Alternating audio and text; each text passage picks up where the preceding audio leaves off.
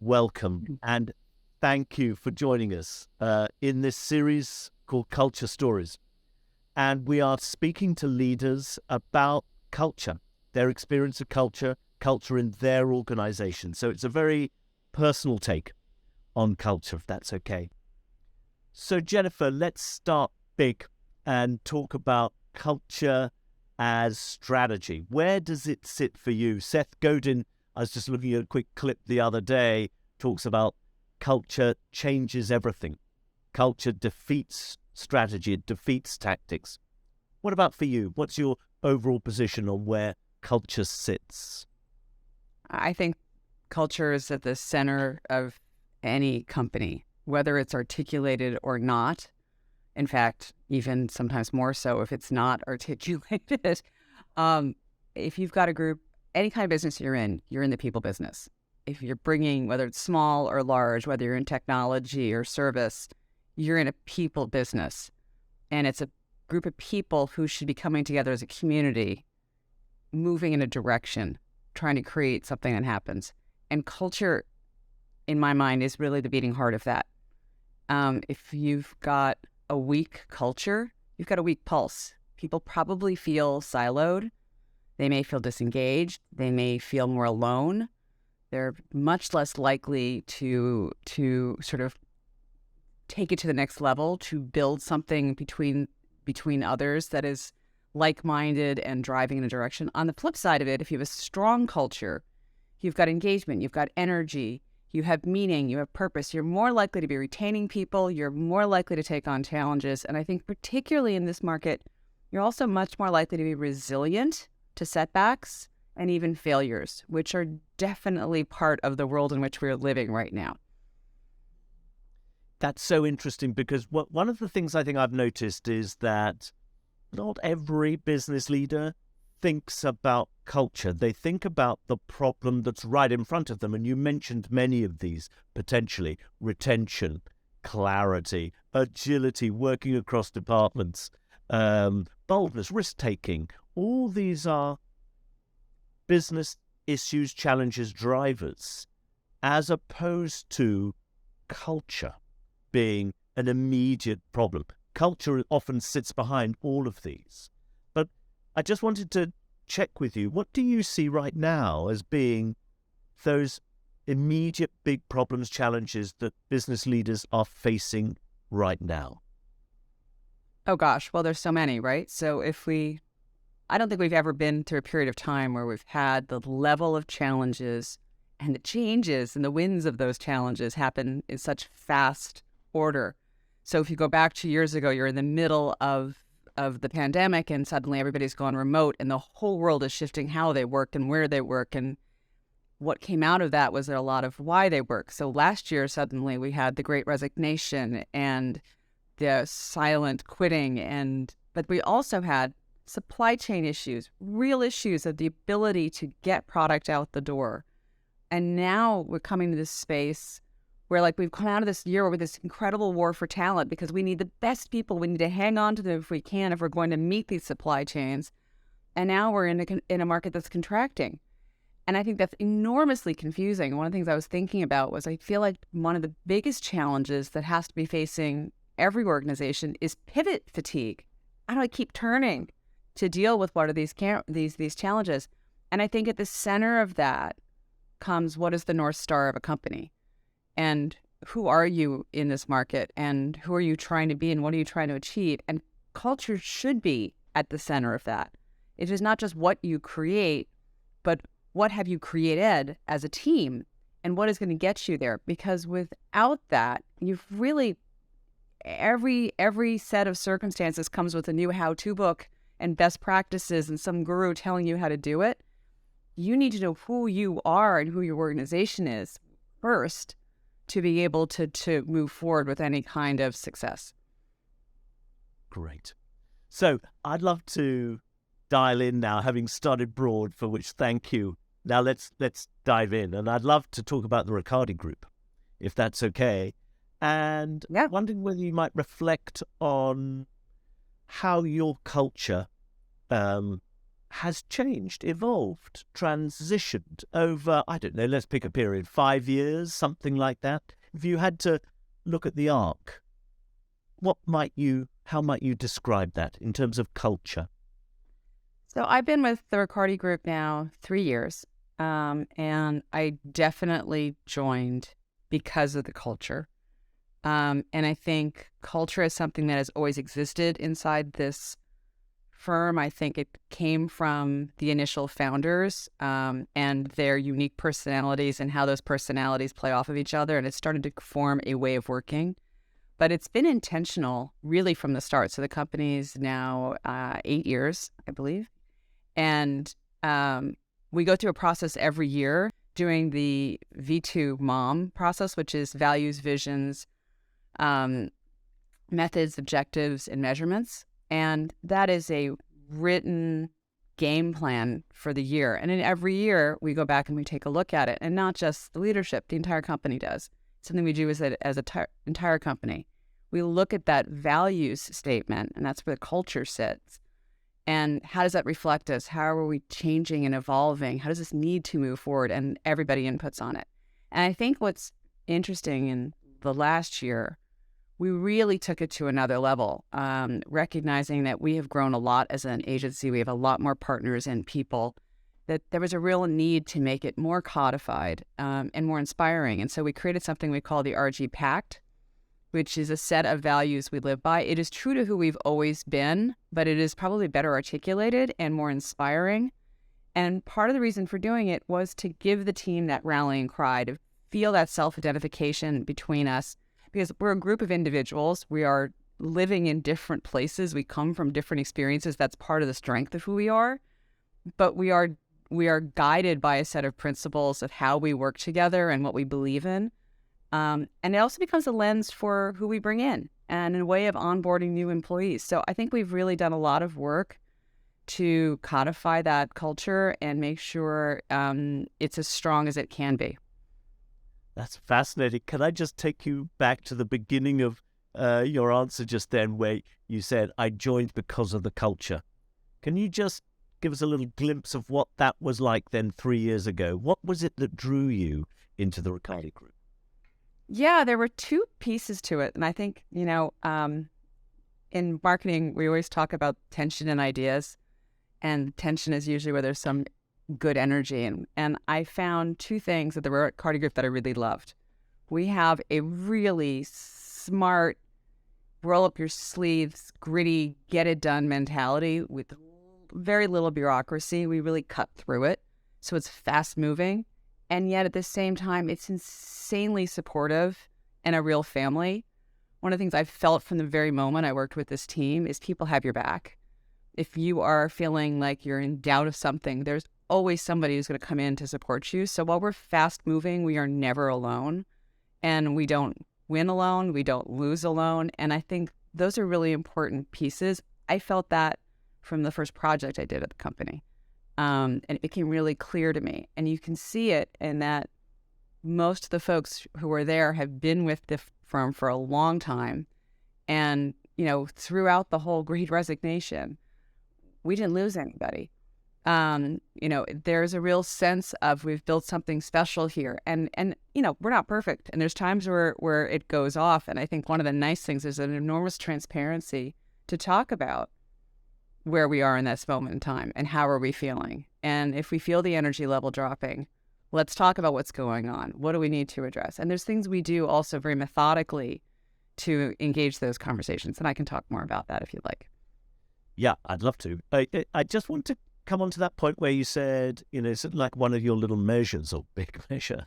We didn't lose anyone during the Great Resignation, because I was going to ask a question about, can you give me an example of how the culture has really significantly benefited the business? And that must be one of them. Yeah. Well, that's definitely one of them. Certainly last year, that was a huge piece, right? We had a marketplace that was red hot, and not losing any of your core people is really, really important. And what somebody reminded me when I was telling them I was going to have this conversation with you, that we actually had somebody who was approached with a really good offer. And what was interesting was not only were they not interested in the offer, but they came back to the leadership team to say, hey, this company is looking to take somebody and they're coming here. So let's make sure we're having conversations with our team to make sure people are feeling really engaged and listened to here. So we're very mindful of how are we protecting our family and how are we staying true to what we have agreed to in our pact to one another.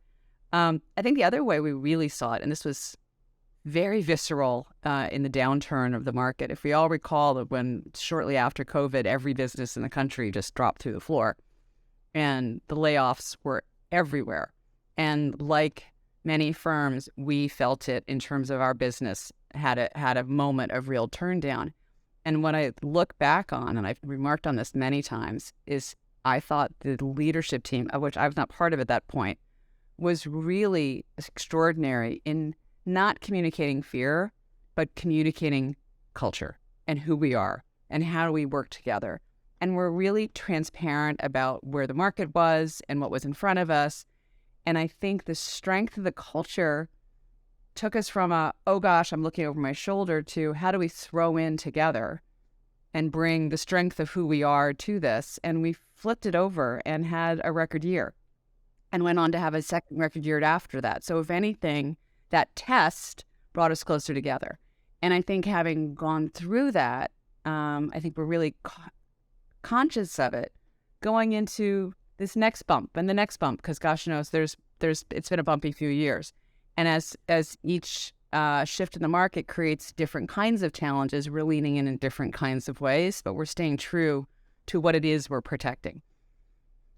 Do you know, Jennifer, this is so interesting because there are certainly some leaders out there who feel that culture is for the good times.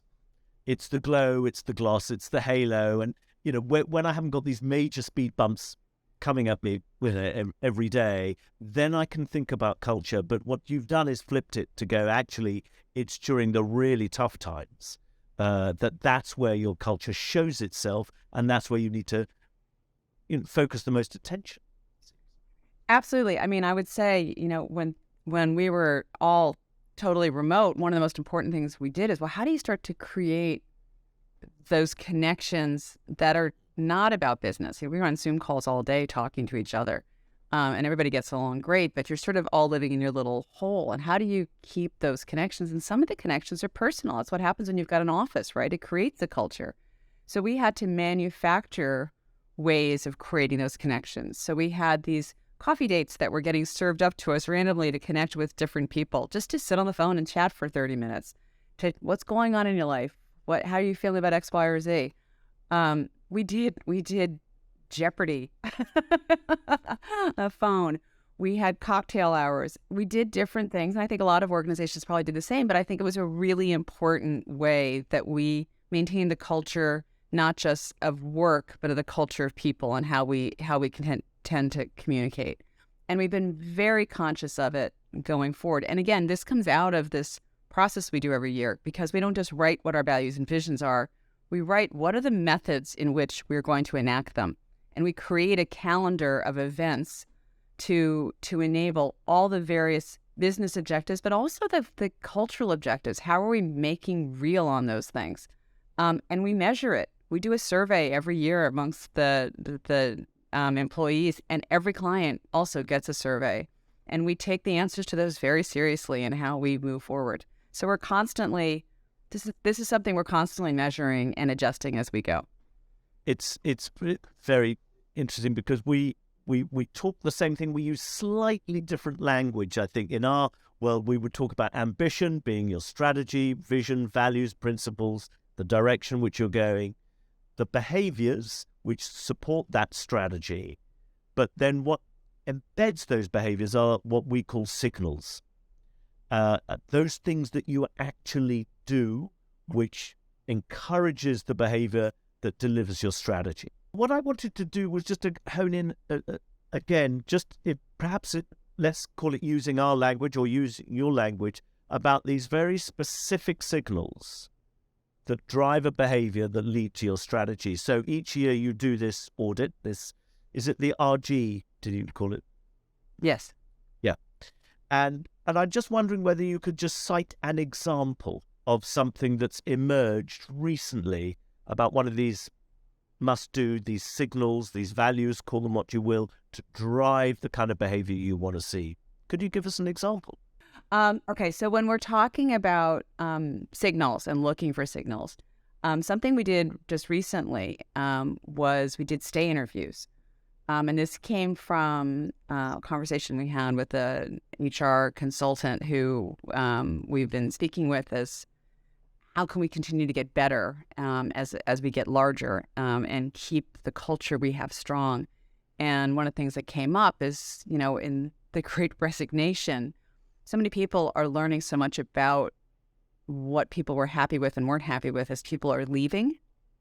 So why not find out about what people need to stay and what would make them leave while they're still there?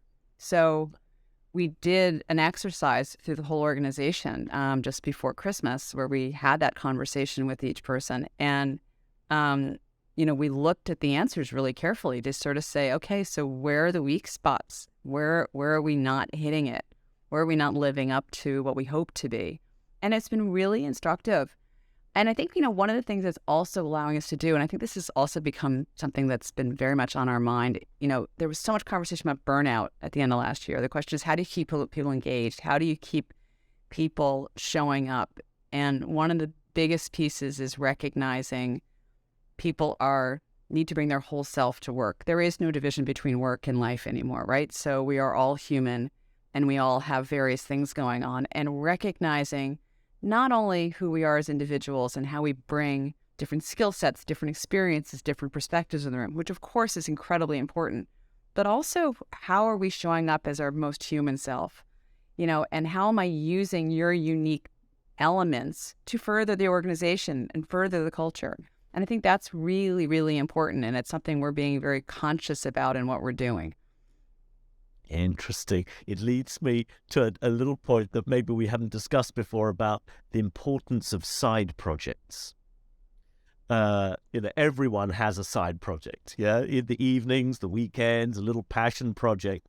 But if you're asking people to bring their whole selves to work, there's a sort of almost an invitation there to go, and, what are these other little things that you have bubbling around the periphery of your world that fascinate you? Maybe in some way we can find a way of folding them in, learning from that and so on. So we don't want you just to be a, 10-hour man, woman with us.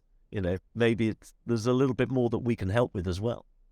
Well, it's true. And I think it's also, just tapping into what creates a little bit of fun for you and an engagement on a different kind of level. So we have some folks who are just fabulous writers and great sense of humor and a lot of kind of new perspective and energy. And we've used that to create a whole new newsletter that comes out from the company. So it started out as let's pay attention to what's trending this week. It turned into a much more vibrant, youthful voice in the organization really coming together. And it's become our favorite new piece of Ricciardi Group manpower. We call it the Chaos Coordinator. But it's terrific. And it's engaged a different team taking the lead and running with something, which I think is also really important. That's very much consistent with our culture, is to give people a ball and let them run. On a totally flip side, somebody was, very interested in fantasy football. So we're doing it as a full team. It's not just some group in the lunchroom. It's the whole team doing it. And that's also been really fun. We do these lunch and learns on a regular basis, which are about our Always Be Learning culture. But it's not set by some anonymous group of people. Everybody leans into that. And the conversations really vary based on what people want to hear about, and people bring things up. I know this person does this amazing thing. It's nothing to do with what we do every day, but I thought it might inspire everybody. Great, let's get them on we've done yoga, we've done NASCAR, we do all sorts of different conversations, and you get a lot out of them. Now, I want to come back to this point about having a big central culture, because I can imagine as a service business, Jennifer, you have clients. And we've certainly worked with other businesses in your position who encourage their teams to reflect the culture of their clients. so that, there is a real sense of buddiness and closeness, and we recognize what's important to you. We're reflecting it in how we work. But then that begins to set up a tension, I think. You've got your own culture, but you're reflecting that of some of your major clients. Does that happen with you? How do you manage that? I would say we don't instruct or consciously mirror our clients' culture. Of course, we are incredibly respectful and mindful of what their culture is. I think it's no different than being an invited guest in anybody's home. You're respectful of who they are, what they value, how they operate. It's critically important.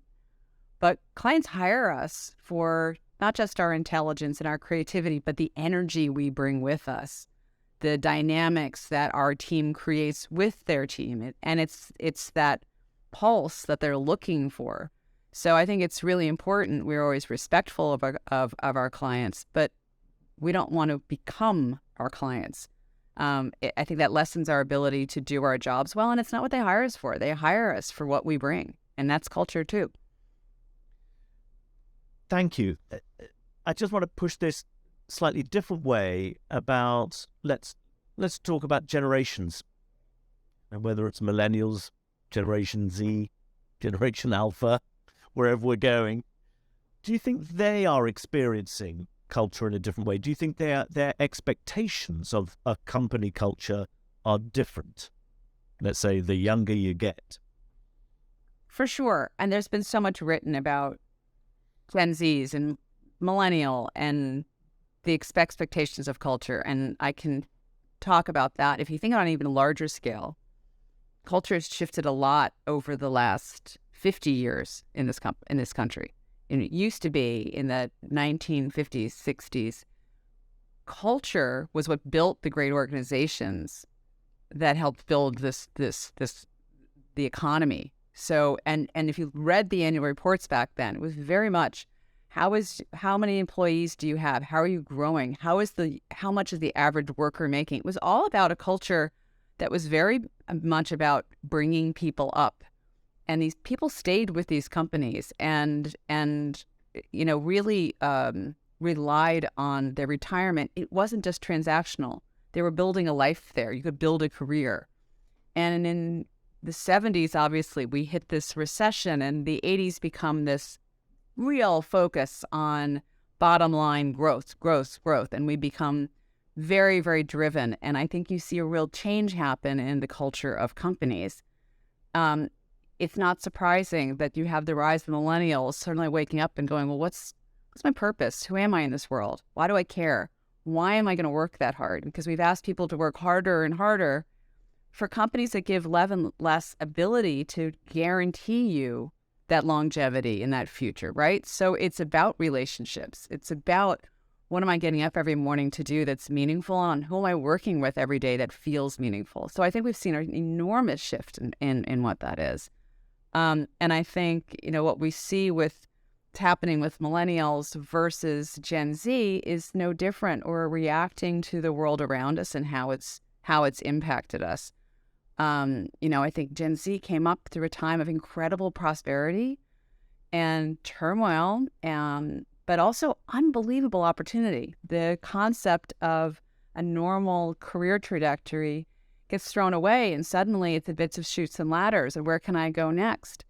I think we're going to see that shift as the market is changing, and the need for the constancy of culture. Again, what gets me up in the morning and makes me want to stay is really what's going to drive people. Great.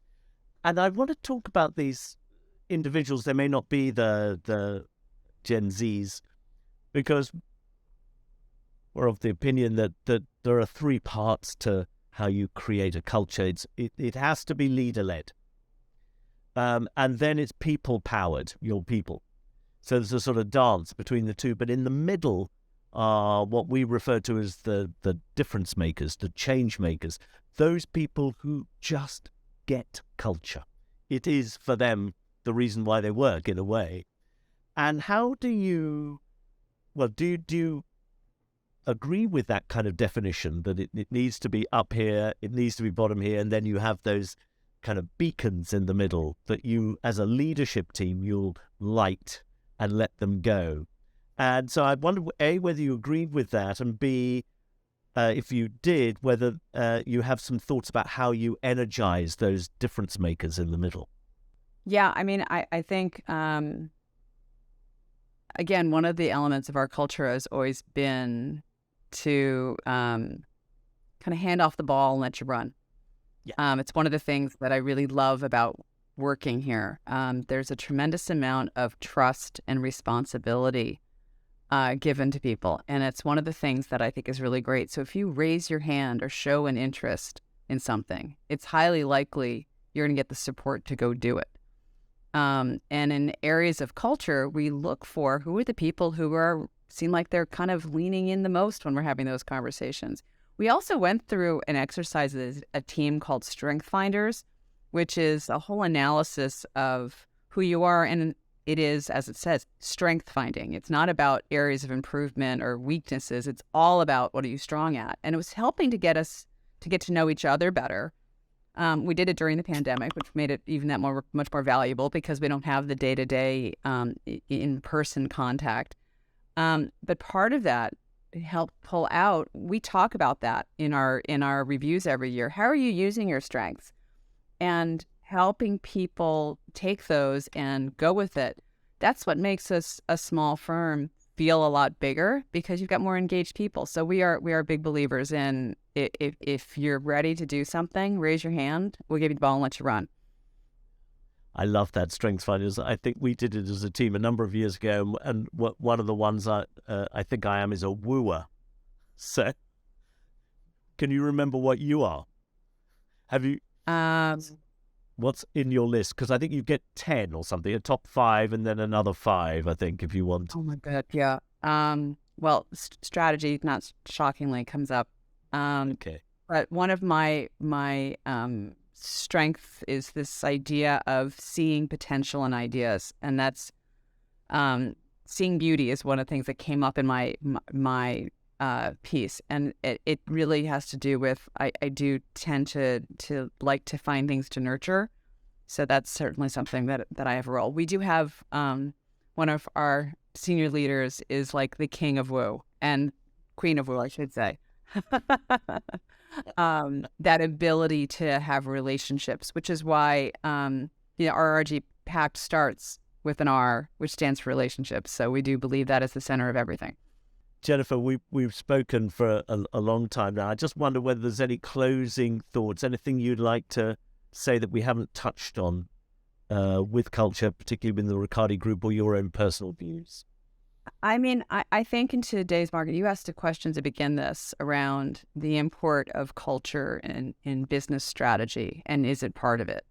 And I'd say it's imperative in today's market because of the pressures on us as organizations, because of the pressures on people as individuals. Knowing what my team stands for is probably the biggest motivator you can give people to want to throw in and go the extra mile for you, and the biggest potential for getting them to stay in an organization. So I'd say if a company hasn't done that work, it's super important that they do, because whether or not you articulate your culture, it's there for positive or negative. So I guess my thought would be make sure it's positive. Well, and I'll close with another Seth Godin quote, which he just says, "We get the culture we deserve." Yeah? There you go. Look after it. If you have loads of bullies in your organization, you get a bullying culture. But we get the culture, so look after it, is what he's saying. Yeah, I would agree with that 100%. Jennifer, thank you so much for finding the time to talk to us. Wonderful. Thank you for having me. I hope it was a good conversation.